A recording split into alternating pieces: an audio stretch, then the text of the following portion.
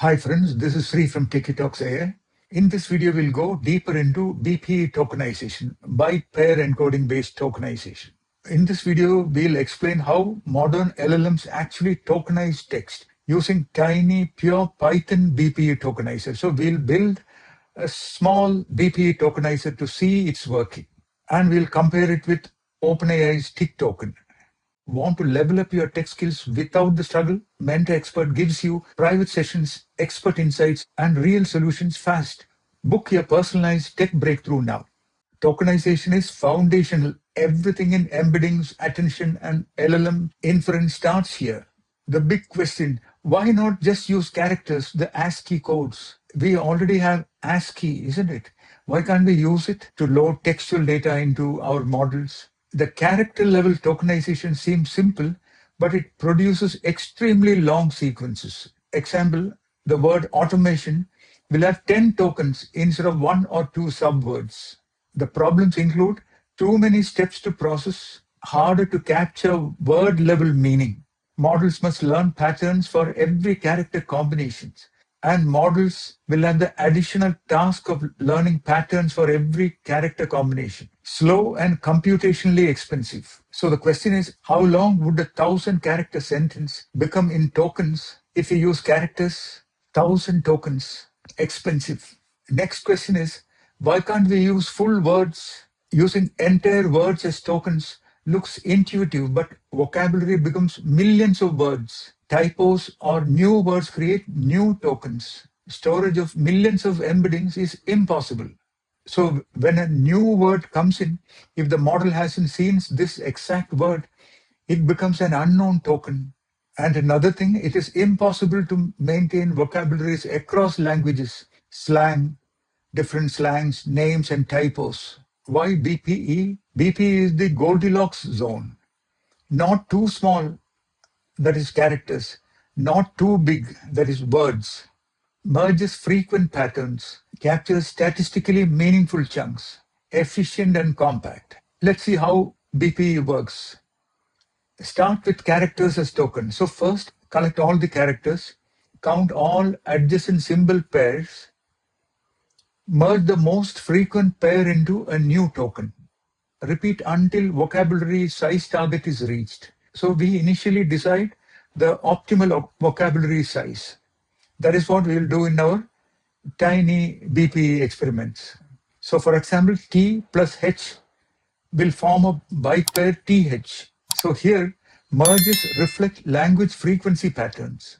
So our tiny BPE tokenizer, our Python implementation shows how the vocabulary corpus is built, how pair frequencies are computed, how merging changes token over time, how tokenization works after training.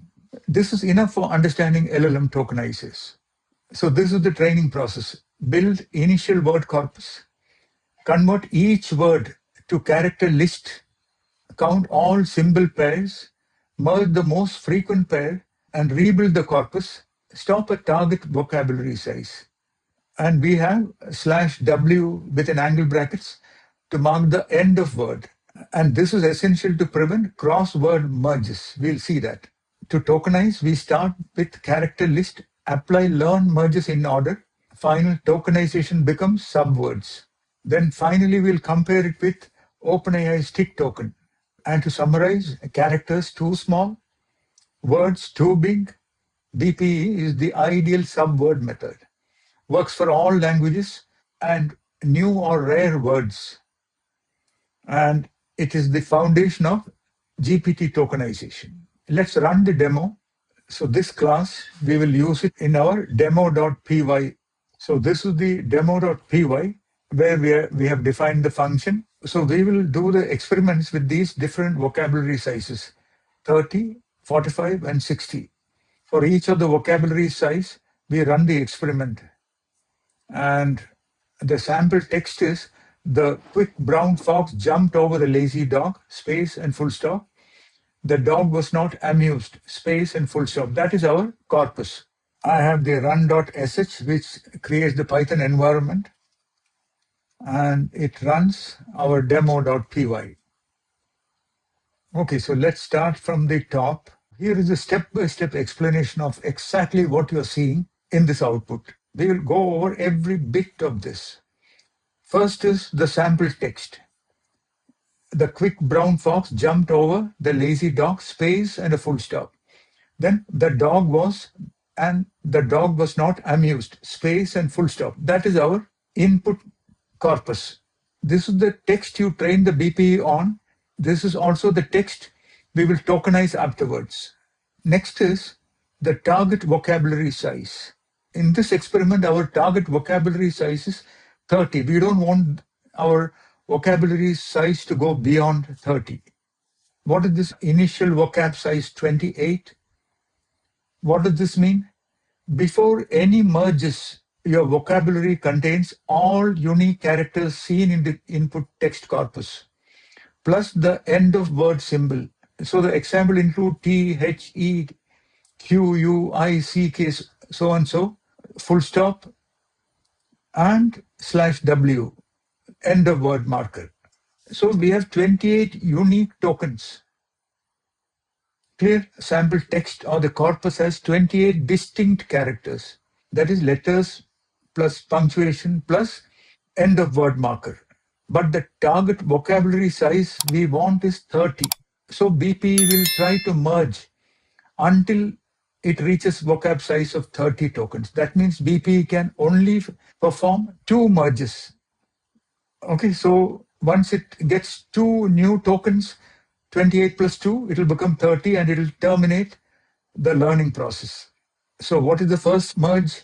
T and H will be merged to form a new token, TH. And TH plus E, it will form another token, the. So along with our original 28 tokens, we will add TH and THE. Okay, so that is what here we say merges learned. So when we tokenize our input corpus again, you will find that THE has become a token.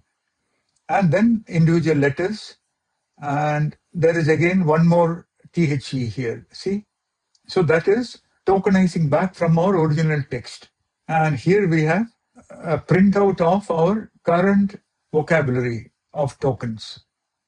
So here you will find TH, THE. Clear? So this part is clear. Now let's repeat this experiment for a vocabulary size of 45.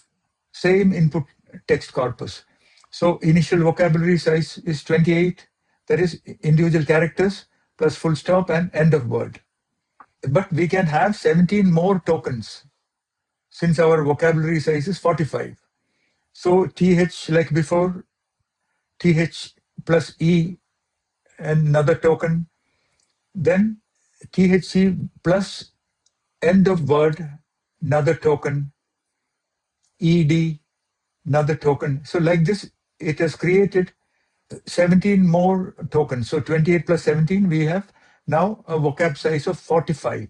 Now when we tokenize our input text, you will see quick with end of word is a single token. PROW is another token. Okay, and the first 40 tokens from our vocab, newly learned vocab, looks like this. See these additional tokens. And let's continue the experiment with 60 vocab size. So here we have a scope for 32 more tokens. So all these are the newly added tokens to our vocab. So now if we tokenize our input text, so this is how it looks. See this? We have many more complete words. And the first 40 tokens look like this. Okay, so that is the demo script, tiny demo script to show you how this tokenizer works.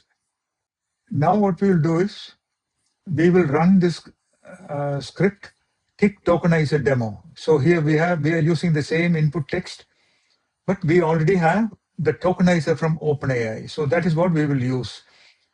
So we will see how it looks. See here, tick tokenizer, tokenize our input text into 17 tokens. And these are the token IDs. And these are the subwords. Our tiny BPE tokenizer focus was splitting and finding the subword. Assigning numbers we didn't do because it is just sequential assigning of numbers. So that is this demo on what happens behind the scene. Thank you for your time. See you in the next video on our journey into understanding transformer architecture. Thanks for watching. Apply these tips and level up today. Smash like if it helped. Subscribe to Talks AI for deep dive and drop your biggest challenge in comments. Ready for personalized one-to-one Zoom sessions? I mentor just few students on cloud, coding, DevOps, no-code solution, AI agents, or electronics. Tailored to your goals. Limited slots. Book via the link in the description before it's gone. See you in the next video.